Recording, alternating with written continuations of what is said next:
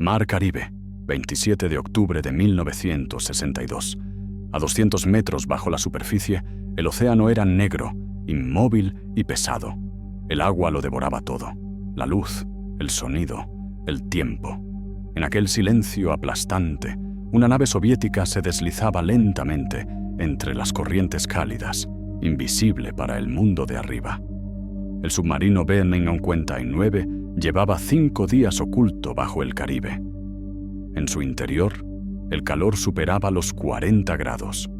El aire era espeso, saturado de dióxido de carbono, y el sudor goteaba por las paredes metálicas como si el barco respirara. Los hombres dormían sobre el suelo, medio desnudos, turnándose para acercarse a los ventiladores que apenas funcionaban. Los reactores eléctricos se habían apagado para evitar ser detectados. Los generadores estaban casi agotados, las baterías en su límite. No había comunicación con Moscú desde hacía más de una semana. Nadie sabía si la guerra había comenzado. El comandante Valentín Savitsky se movía entre las sombras del compartimiento de control, tenso, en silencio. Frente a él, su segundo al mando, Vasily Alexandrovich Arkhipov, observaba los indicadores del sonar. Cada pulso devolvía un eco diferente: barcos enemigos, destructores, hélices. Sobre sus cabezas, la marina estadounidense los estaba cazando. De pronto, el submarino tembló. Un estruendo lejano recorrió el casco, seguido de una vibración grave. Luego, otra y otra. Cargas de profundidad.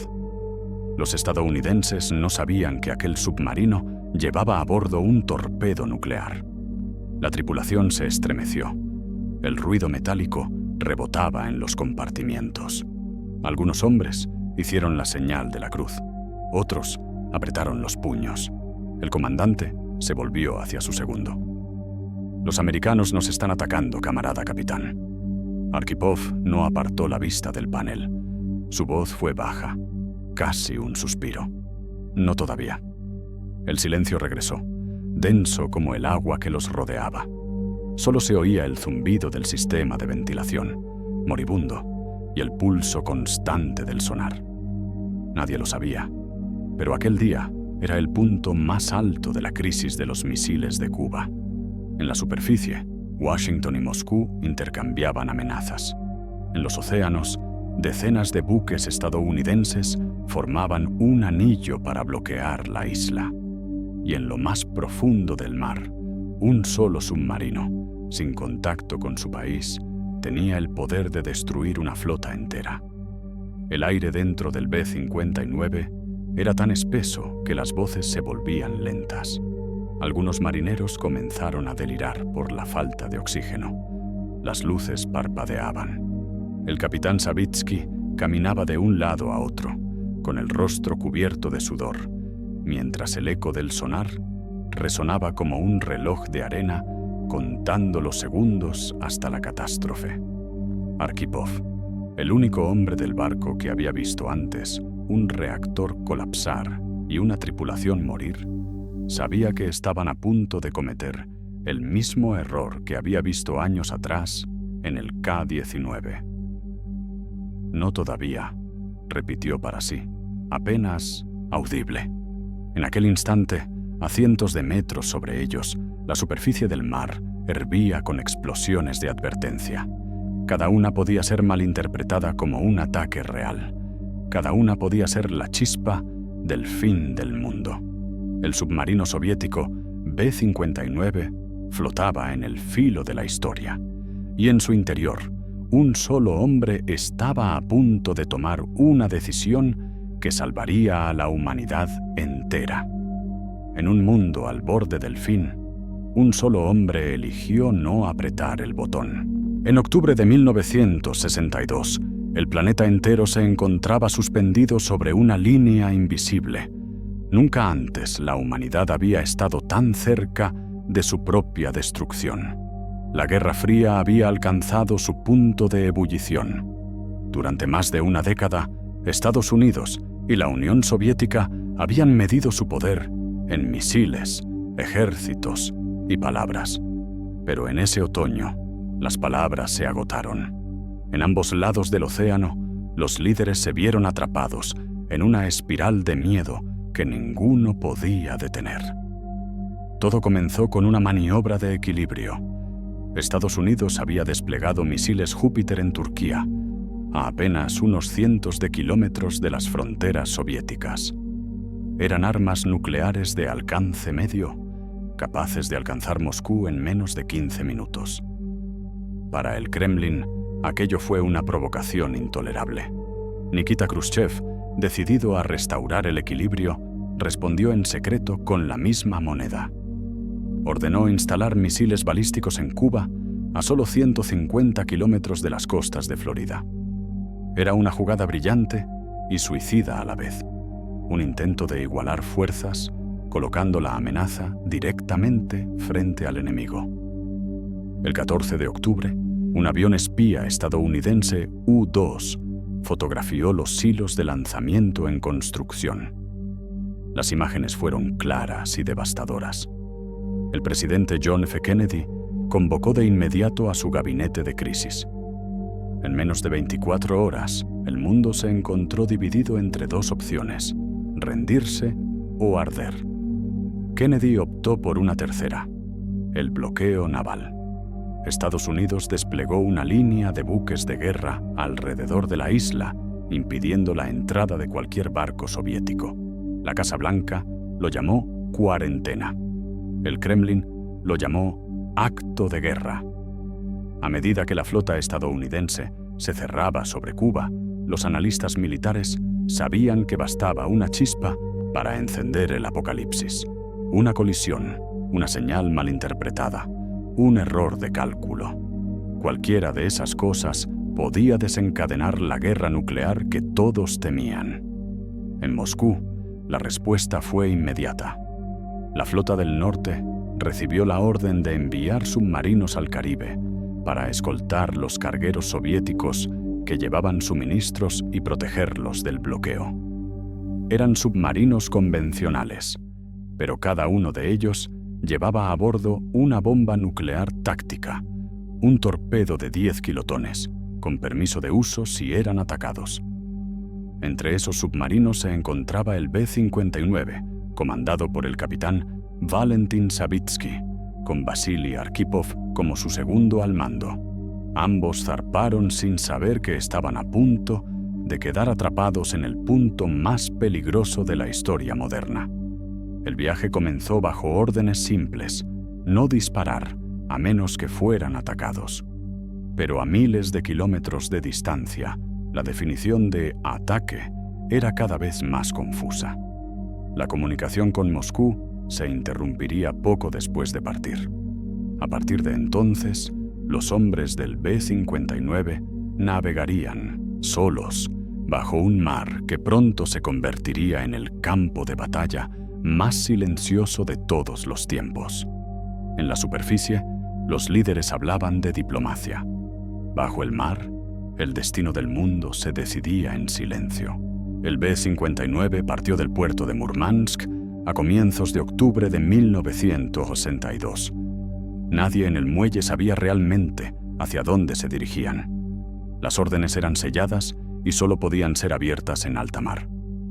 La tripulación, 75 hombres, creía que se dirigían a un ejercicio rutinario en el Atlántico. Pero en cuanto el submarino cruzó el círculo polar, el capitán Valentin Savitsky reunió a sus oficiales.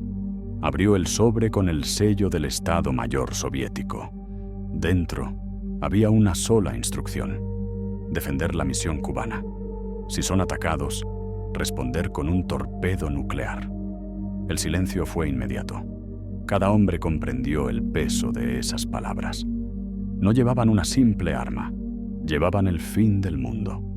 Durante los primeros días, el mar fue tranquilo. El submarino avanzaba lentamente hacia el sur, en inmersión, manteniendo la radio apagada para no ser localizado. Pero conforme se acercaban al Caribe, las condiciones comenzaron a deteriorarse. Las temperaturas dentro del casco superaban los 45 grados. El aire se volvió insoportable. El agua dulce escaseaba. Los hombres la racionaban a sorbos. Las baterías estaban al límite y la ventilación se redujo al mínimo. El olor a combustible, sudor y metal oxidado impregnaba cada rincón. El tiempo se deformaba. Día y noche perdieron significado. El reloj biológico se desvanecía en la oscuridad. Algunos marineros comenzaron a hablar dormidos, otros a discutir por pequeñas cosas. Un turno, un trozo de pan, una palabra mal interpretada. En el compartimiento de mando, Vasily Arkhipov observaba en silencio.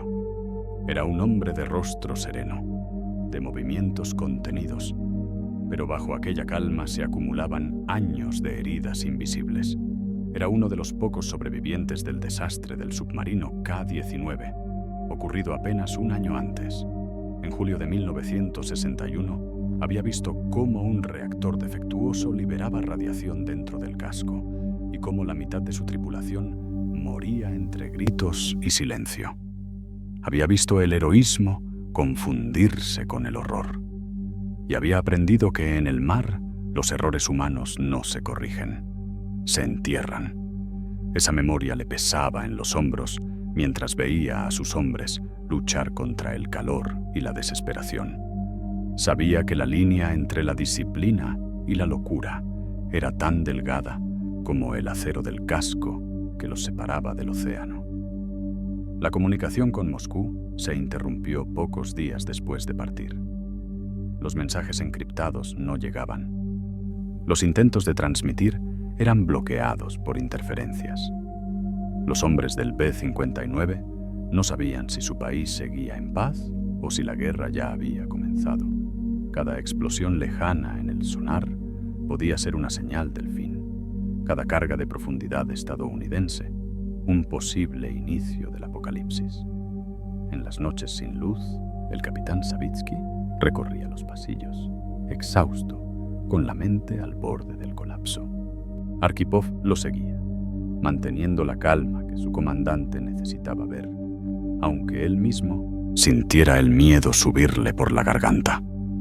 Una noche, en el compartimiento del torpedo nuclear, Savitsky habló sin mirarlo. «No sobreviviremos si disparamos». Arkhipov respondió despacio, con la voz ronca. «Y si no disparamos, tal vez tampoco». El mar a su alrededor era un monstruo invisible. El aire dentro del barco, un enemigo más. Y el silencio, una condena. Cada metro que descendían los alejaba un poco más del mundo conocido. Cada hora que pasaba los acercaba al punto donde la razón humana debía enfrentarse al instinto de destrucción.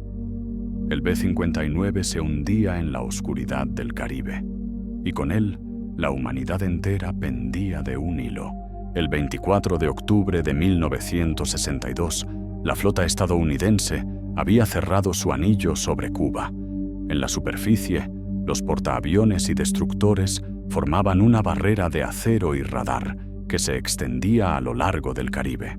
Debajo de ese muro invisible, 4 submarinos soviéticos intentaban atravesarlo.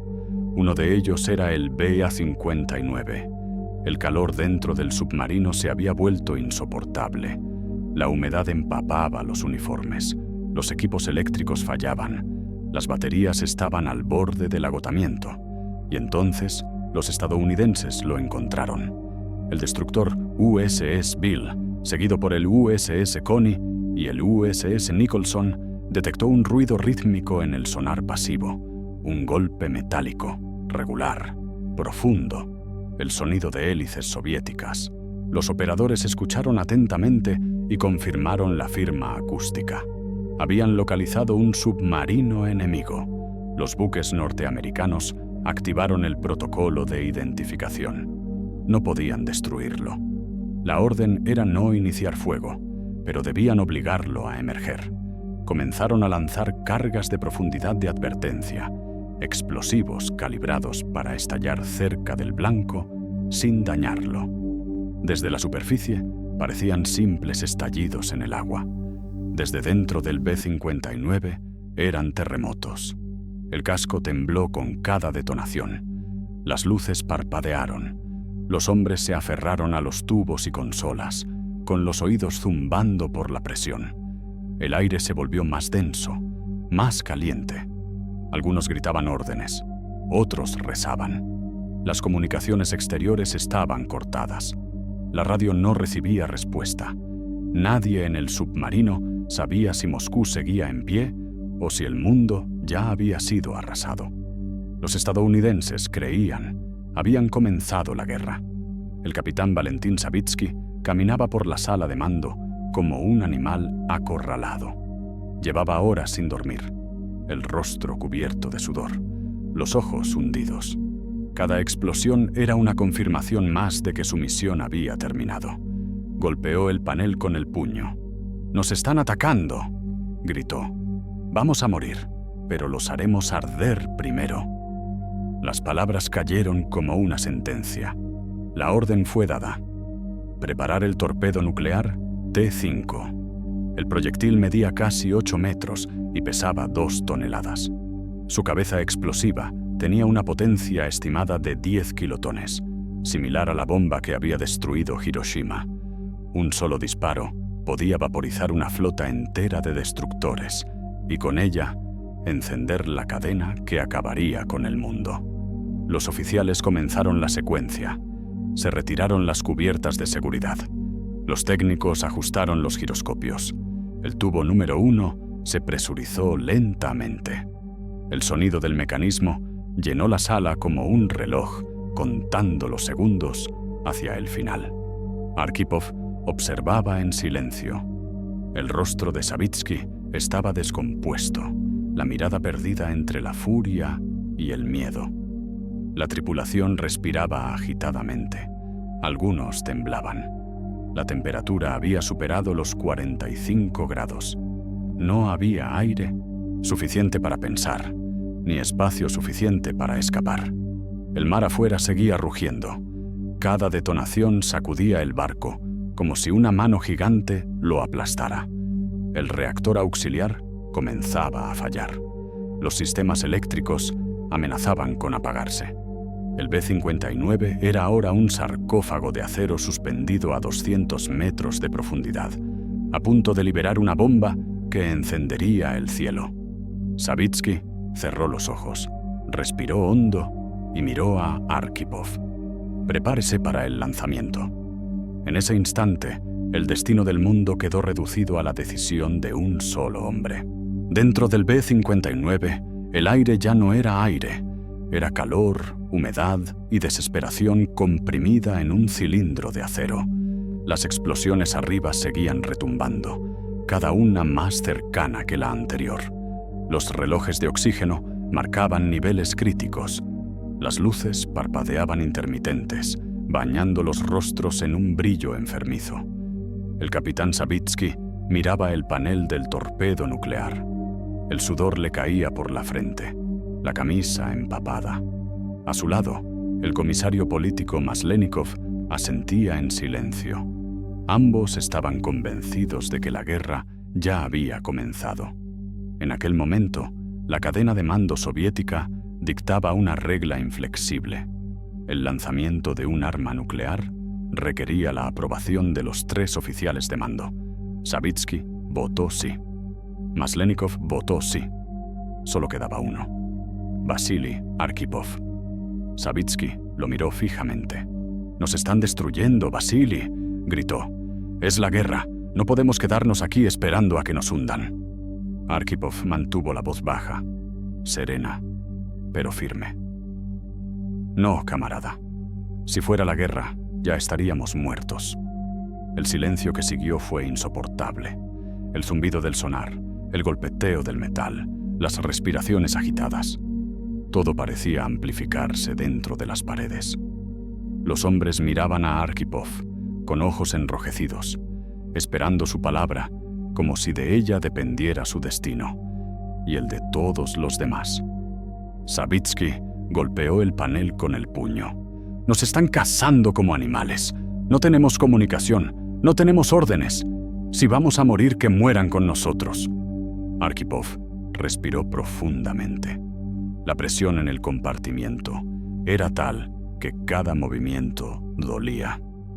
Se acercó al capitán y habló despacio, midiendo cada palabra. Piénselo, Valentín. Si disparamos, no habrá regreso. Ya no hay regreso, respondió el capitán. Sí lo hay. Todavía no nos han destruido. No sabemos qué ocurre afuera. Puede que solo estén advirtiéndonos. ¿Advertirnos con bombas? Sí, pero aún seguimos vivos. Eso significa algo. Maslenikov los observaba sin intervenir. Sabía que cualquier palabra equivocada podía inclinar la balanza hacia el fin. Arkhipov continuó. He visto morir hombres por errores de cálculo, por actuar antes de entender. Si disparamos no habrá error que corregir. Solo silencio. Savitsky se pasó la mano por el rostro.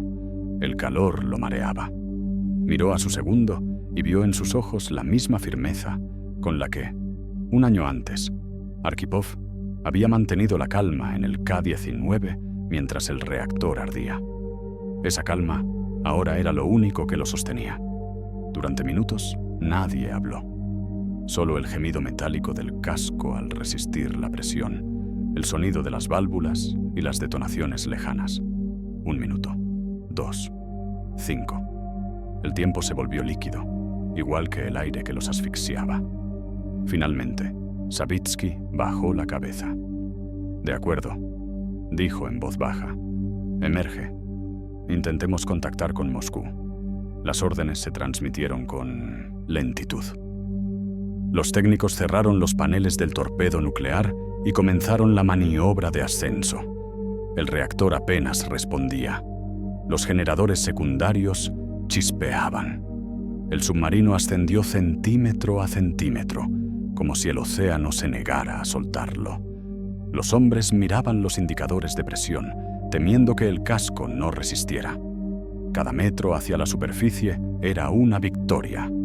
Cada metro, un riesgo. Después de casi media hora, la luz del sol, filtrada por el agua, comenzó a iluminar las ventanillas.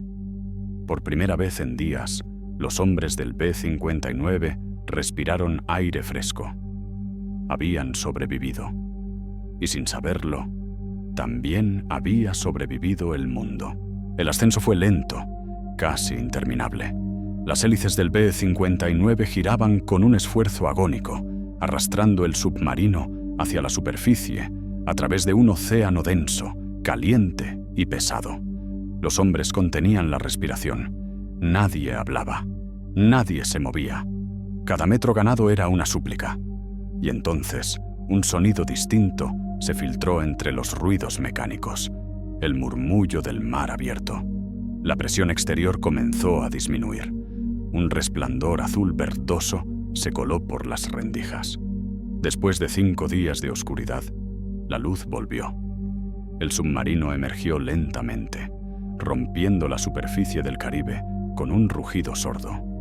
El agua se desbordó sobre la cubierta, formando una espuma blanca que caía como lluvia. Durante un instante, solo se escuchó el silbido del vapor escapando por las válvulas y el gemido de los motores exhaustos.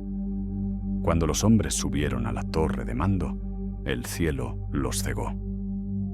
El sol era un golpe de fuego tras tantos días de penumbra, pero antes de que sus ojos se adaptaran, vieron lo que los rodeaba: destructores estadounidenses, alineados en círculo, a menos de 1 kilómetro de distancia.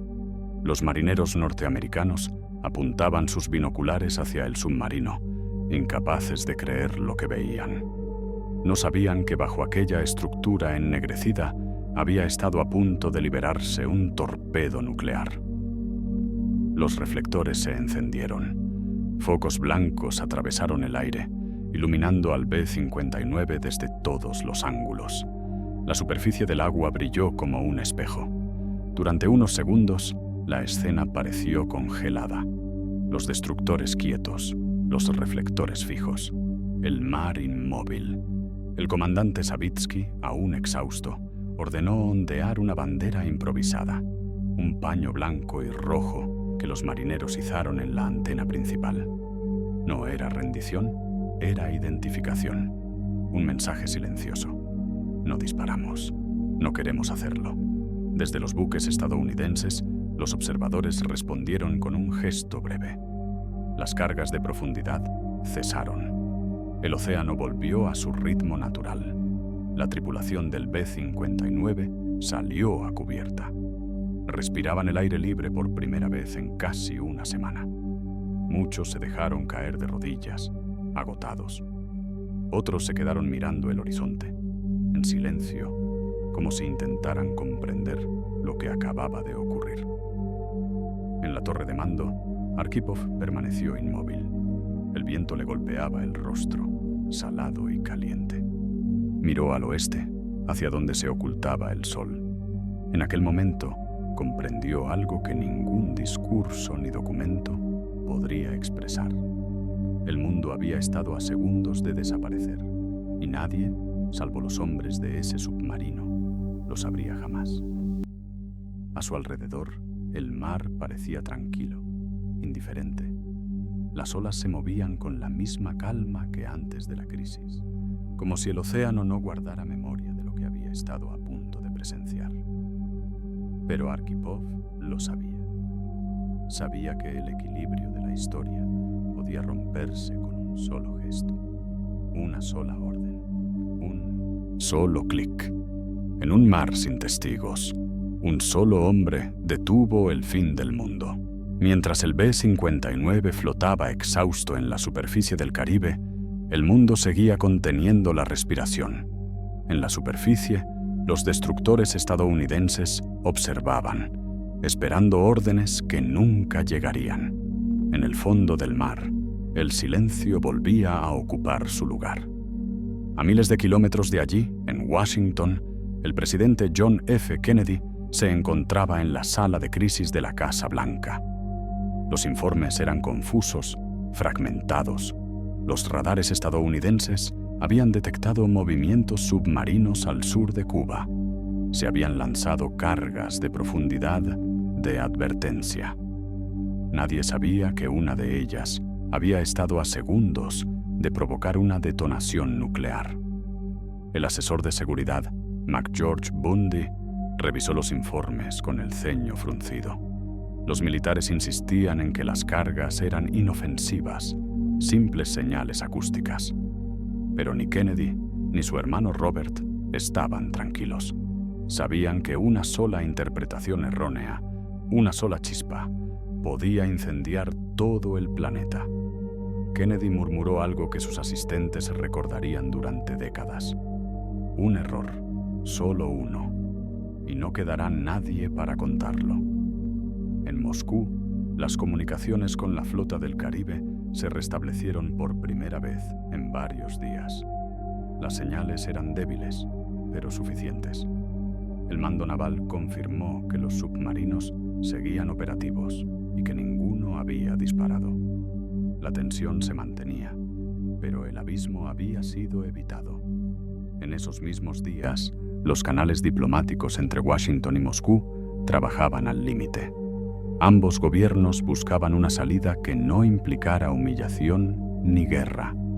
Los estadounidenses ofrecieron retirar sus misiles de Turquía en secreto, si los soviéticos retiraban los suyos de Cuba. Khrushchev, presionado por el riesgo de un conflicto abierto, aceptó. El 28 de octubre, apenas 2 días después de que el B-59 emergiera a la superficie, la crisis terminó oficialmente. Los barcos soviéticos dieron la vuelta. Los misiles fueron desmantelados. El bloqueo naval fue levantado. El planeta entero respiró aliviado. Los titulares de los periódicos proclamaban paz en el Caribe. Acuerdo histórico.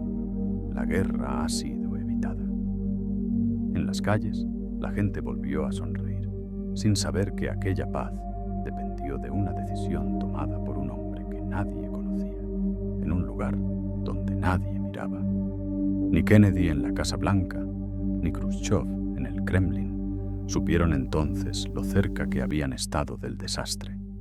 Ninguno de los líderes del mundo supo que la diferencia entre la vida y la aniquilación total se había decidido en un compartimiento oscuro, bajo el mar, entre calor, miedo y silencio. Mientras los diplomáticos celebraban el regreso a la normalidad, un submarino soviético navegaba de vuelta a casa. El océano se cerraba detrás de él, borrando toda huella.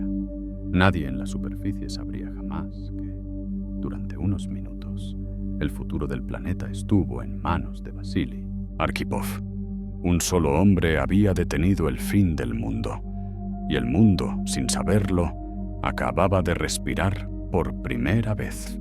El B-59 navegó de regreso hacia el Atlántico Norte en completo silencio.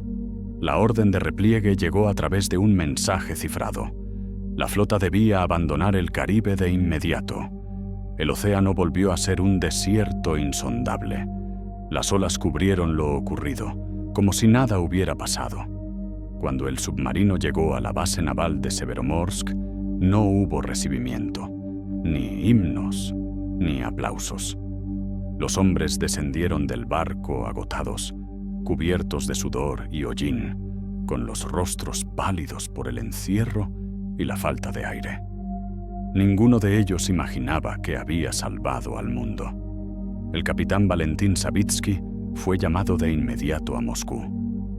Durante días, los oficiales del alto mando lo interrogaron. Querían saber por qué había emergido, por qué había permitido que el submarino fuera detectado, por qué había puesto en peligro una operación secreta.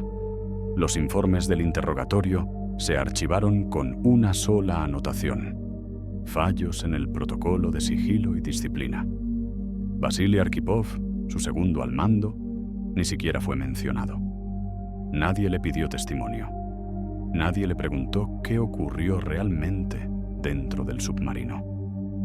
Para el Estado soviético, lo que no se reconocía simplemente no había existido. El B-59 fue reasignado, la tripulación dispersada, la historia enterrada. En los periódicos, las noticias celebraban la madurez diplomática de los líderes, el talento político de Khrushchev y Kennedy, la paz que ambos habían preservado. Los discursos oficiales atribuyeron la estabilidad del mundo a la firmeza de los gobiernos, al poder del socialismo y al equilibrio del capitalismo. Pero nadie habló de los hombres que pasaron 5 días atrapados bajo el mar, con el aire agotándose y la locura al borde de estallar. Nadie mencionó al oficial que, en el momento decisivo, había dicho no.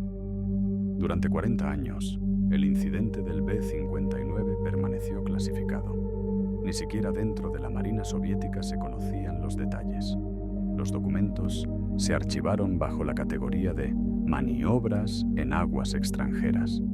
El nombre de Arkhipov desapareció de los registros públicos. Mientras tanto, el mundo siguió su curso. Nuevas armas, nuevos conflictos, nuevas generaciones que crecieron sin saber cuán cerca había estado la humanidad de extinguirse. Los submarinos nucleares siguieron navegando, los misiles siguieron apuntando a los cielos y el silencio del océano conservó el secreto. La humanidad sobrevivió aquel día, pero nadie lo supo. Pasaron los años, el mundo cambió, los imperios se transformaron y la Guerra Fría terminó sin una explosión. La Unión Soviética dejó de existir y con ella se disolvieron millones de secretos guardados en silencio durante décadas. Entre esos secretos, dormía uno que había sostenido al planeta entero. En el año 2002, los archivos de la Marina soviética fueron abiertos parcialmente. Entre los documentos desclasificados había informes de operaciones en el Caribe, notas de interrogatorios y registros técnicos del submarino B-59. Nada parecía extraordinario hasta que un grupo de historiadores rusos encontró una anotación escueta, escrita en tinta descolorida. El lanzamiento nuclear no se efectuó por decisión del segundo comandante B. Arkhipov. Aquel nombre, casi olvidado, se convirtió en una revelación. Los testimonios de antiguos oficiales confirmaron la historia. Vasily Arkhipov había sido el único de los 3 oficiales al mando en negarse a autorizar el disparo del torpedo nuclear el 27 de octubre de 1962. Un solo voto, un solo instante de duda, había cambiado el curso de la historia. Las investigaciones se multiplicaron. Periodistas, militares retirados e historiadores reconstruyeron los hechos a partir de cartas, diarios y memorias. El relato era claro. Si Arkhipov no hubiera estado a bordo del B-59, la decisión habría recaído solo en el capitán Savitsky y el comisario político Maslenikov. Ambos habrían votado a favor del lanzamiento. El torpedo habría destruido los destructores estadounidenses y Estados Unidos habría respondido con armas nucleares. En cuestión de horas, el planeta habría quedado reducido a cenizas. Los analistas occidentales fueron tajantes. Uno de ellos escribió: «Si él no hubiese estado allí, el mundo no existiría como lo conocemos». En Rusia, los reconocimientos llegaron tarde, pero llegaron. Arkhipov fue condecorado póstumamente. Su nombre comenzó a aparecer en museos, documentales y libros. En Occidente, se lo mencionó junto a los grandes héroes de la contención nuclear, hombres que, en medio de la obediencia y la locura, eligieron pensar. Pero Arkhipov nunca supo que el mundo lo llamaría héroe. Murió en 1998, sin saber que había salvado a miles de millones de personas que jamás conocerían su rostro. La historia, al fin, lo había encontrado. El siglo XX se sostuvo durante unos minutos y fue el pulso de un solo hombre el que decidió que siguiera latiendo.